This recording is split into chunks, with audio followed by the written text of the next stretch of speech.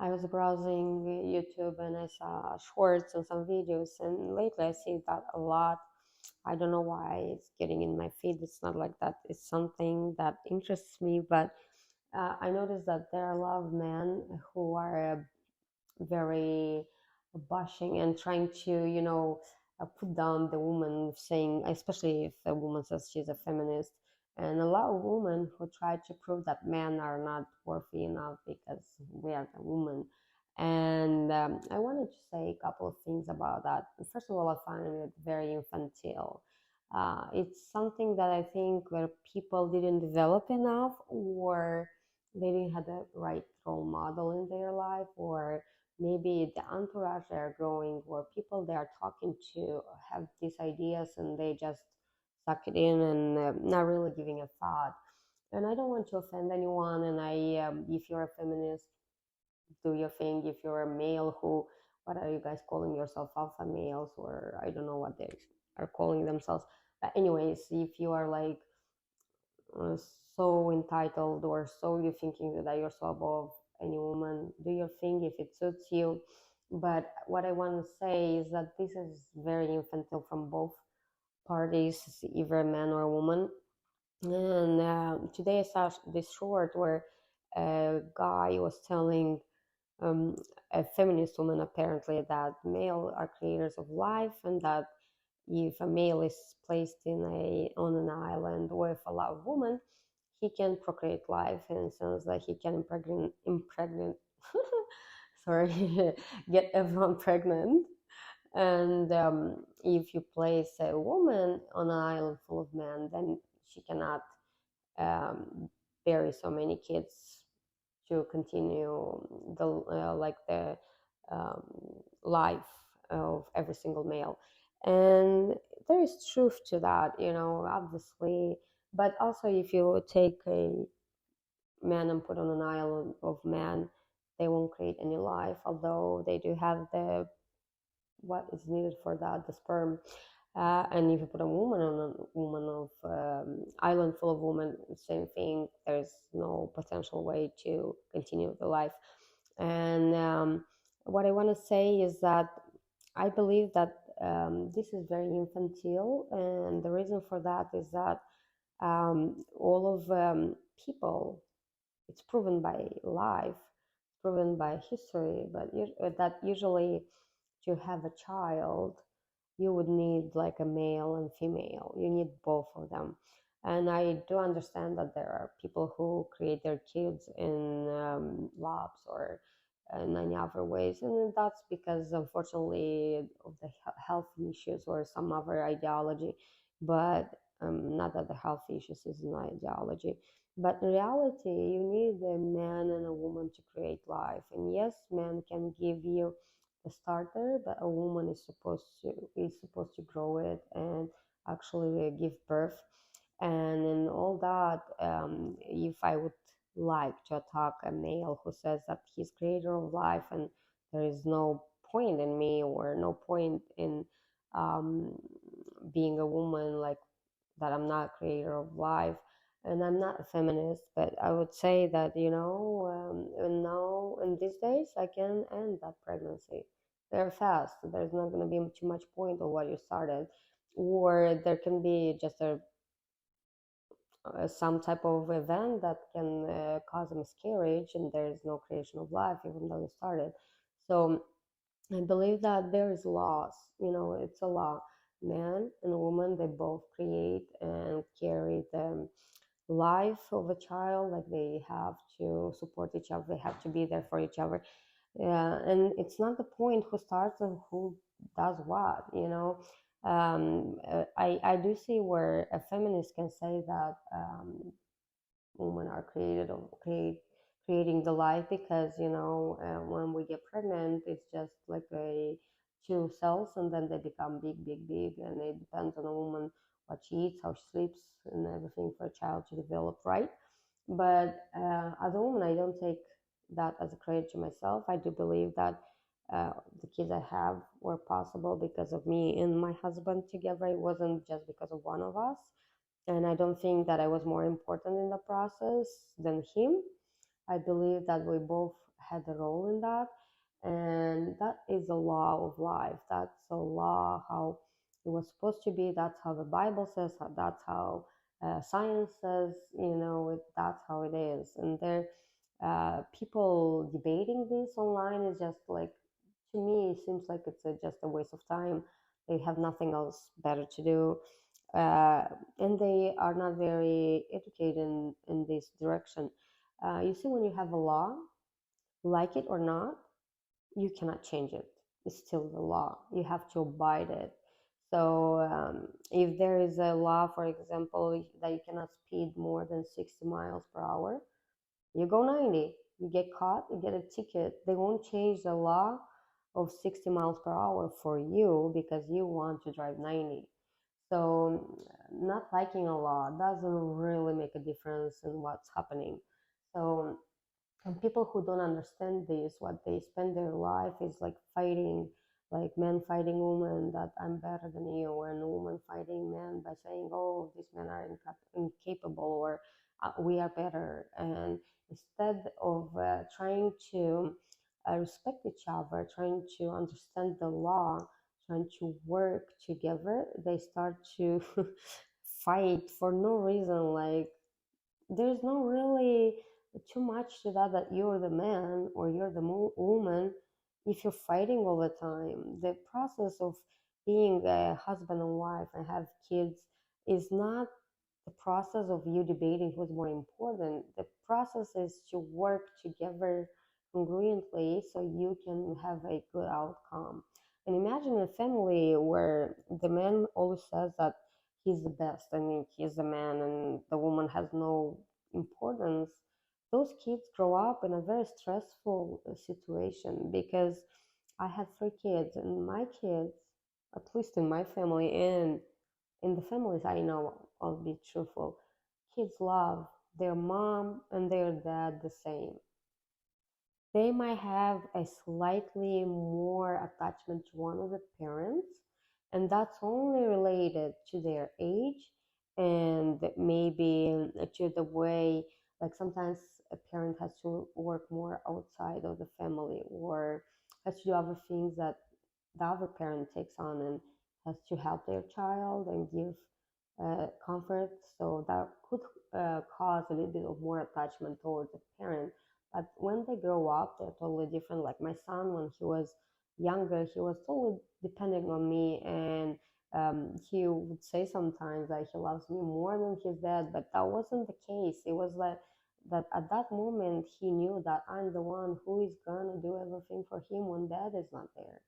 He was spending with me the whole day, all the time, like 24/7. It wasn't like, and my husband had to go to work, so that was appropriate and normal for his understanding for his age.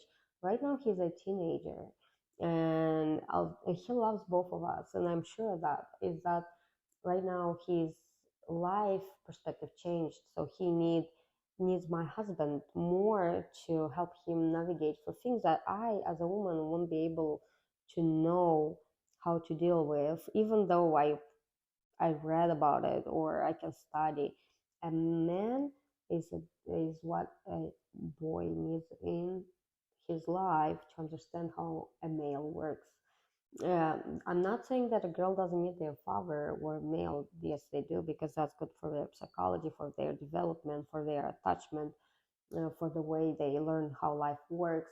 If a husband, and I'm saying really, I'm really like really perplexed by the idea that their men think that they're better than women. Not all of the men, but the ones who do, and especially if they say that to their children, to their sons, to their daughters, that's so devastating. Why to grow, to have a girl, your daughter, to grow up thinking that she's not worthy because she's not a man? And same for the woman. Same for the woman. It's the same thing. Women who don't respect their husbands and don't show appreciation and keep nagging them gives a bad example. Their sons won't be, how do I say it right? They won't have this belief in themselves, and their daughters will not appreciate men, and that will make a lot of problems in their lives. as it was already making problems in their own family. So, not understanding that men and women should work together, and it's not a competition who's better and who's not. Uh, let's be honest. There are men who didn't do very much in their life or their career or their families, although they have all this masculinity and all these possibilities or traits that can help them. And there are women who had to acquire masculine factors and fight and go for, and they achieved a lot in their careers. And maybe their family suffers from that, or maybe they don't have a family, as in husband and wife. So this battleship, who is better, man or woman, it's absolutely nonsense. It's a nonsense. It's like going to a kindergarten and say, my dad is better than yours. And the other one says, no, my dad is better than yours. This is such nonsense. And not understanding that men and women work together to create life and to grow children and to make a base for their kids, a successful step for their kids to succeed in life, like help them, teach them, instead of teaching them to fight and prove that they are better than other people. This is like absolute nonsense. That causes frustration and that causes failure. I don't know families who man or woman consider themselves better than the other side and they succeed. There's going to be a point in life where the man or the woman is going to say, I had enough, and they will leave, which your point of proving that you're the best didn't work very well. It didn't bring you anything but failure because your family failed, your kids now are apart. And to be successful in life, it actually means to learn how to solve problems. So if you have this problem that you think you're superior because you're a man or a woman, you have to pay attention to yourself and learn how to combat those feelings and maybe get down to earth a little bit and start appreciating. Appreciate what your husband does for you and appreciate what your wife does for you. Appreciate it and learn how to appreciate it, and that will solve a lot of problems. And then it's not important who created the life of your kids, what's important for them to grow healthy and happy and successful. So when your child is sick, you're not saying, okay, you go because you're the mother, or let me go because I created him. You don't say that. You both rush to a hospital or to a doctor. You both rush to help your child. That doesn't matter. And in very serious situations, it doesn't matter that you are the man or you are the woman. What matters is for you to be a unit, solve the problem or to help the problem. And same here, when you have a family, you are a unit. It's not a place for debating who's better, not a place for debating who created who. It's a place for you to work together. That means respecting. That means being a servant. Yes, you heard me right. It means being a servant. Because when you have this desire to serve your husband, to serve your kids, to serve your wife, you have respect. You give from you. And when your husband or your wife does the same thing, you feel appreciated. You feel loved, you feel helped. And when your kids see this, they grow like that. When they grow up and they look for a mate, for their future husband or wife, they will look for the traits that they see in their family. So, if you want your kids to be successful, you need to teach them what's important and not some feminism or some masculinism. Like, I don't know if that sounds right, but what I mean is not teaching them these extremes. Like, your kids don't need extremes, they need like concrete rules. And by rules, I mean they need to see that mom and dad work together, mom and dad help each other. Mom and dad can have a fight, can have a disagreement, but that's resolved. And that's not resolved by saying that I'm the best male, I'm like the man, or the woman screaming that, oh, you're nobody without me. No, No, that won't work. That just not gonna work. And, and people who work with the laws of life, they succeed and they get forward. And it's 5% of those people who actually uh, understand how laws work and how they work to their benefit. And that's why they succeed.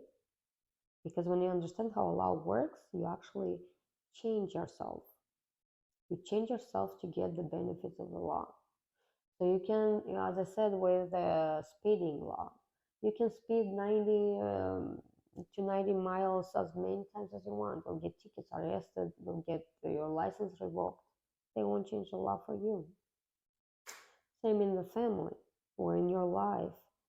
You can stand and scream for your point as much as you want, but if that doesn't bring anything, any benefits, nobody's gonna change for you. Or if they will change, it's gonna be a temporary thing because it's not a beneficial thing. It's not benefiting anyone. It's not benefiting even you. I'm thinking how um, frustrating must be to go everywhere or talk to a person. So if you're a man, you talk to a woman. If she says something you don't like, instead of discussing and see the point, understanding the point, or maybe even debating the point, you start saying, "Oh, I'm the man. Blah, blah, blah, you're a feminist." Like that's frustrating. And same for the woman. People need to learn the law of debating. Debating is not fighting. Debating is understanding the point of other person. And sometimes, there's this saying, I agree to disagree. And sometimes we need that approach. First of all, because no one has the right to demand someone to live how they think it's right. So if there's a thing that bothers you, but it doesn't really necessarily destroying your life or your family or your kids or anyone, you can live with that. You can live with that. And when you have an intent to serve, an intent for peace, you will you will be seeking for the ways to actually work your relationship. So that said, I just want to say that people waste time on things that are not relevant and not important. And that's my opinion, and I believe many can attack me on that, and you're welcome to do that. It's just that it's not going to change that there's required two people, man and woman, to create, to keep, and to educate life. So I hope I gave you something to at least think of, and you're welcome to leave any comments. I would love to see them.